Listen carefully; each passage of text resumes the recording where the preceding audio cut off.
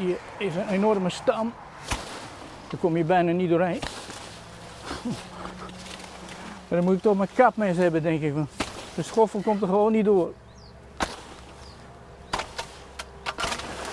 Daar gaat hij. Zo wat waas je het startschot doen onder de verwijderingsactie van invasieve exoten in de gemeente Dantumadiel. Er is intussen een groepje vrijwilligers actief die het assistentie bieden onder de gemeentelijke taak. En dat wordt door de gemeente tegen wat jaren.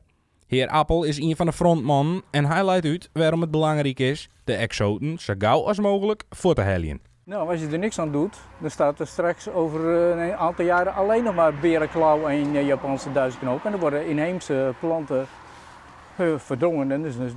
Want die exoten, daar leeft geen enkel insect of schimmel of wat ook. Dus er worden de inheemse organismen worden weggedrukt door die exoten. De aardigheid. Hoe ready blijven. En wat is nou belangrijk als je hiermee bezig bent? Hè? Nou, dat je goed bloemen weghaalt.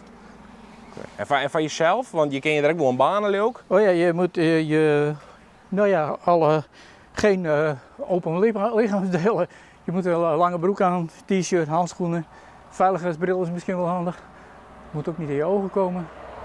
En als je hier met die berenklauw bezig bent geweest, dan moet je even goed wassen. En wat zoen je mensen onreden als ze ze in de tuin hebben? Wanneer kun je ze het beste voorthelpen? Nou, zodra ze opkomen en dat vol blijven houden, want ze komen steeds weer terug.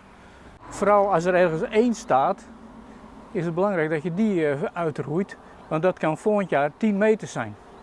Zo snel breidt het zich uit. Dus één zo'n plant produceert wel 12.000 zaden. De gemeente faciliteert de invasieve exotenbestrijders en hoopt dat meer mensen haar aanmelden via de website van Dantumadiel.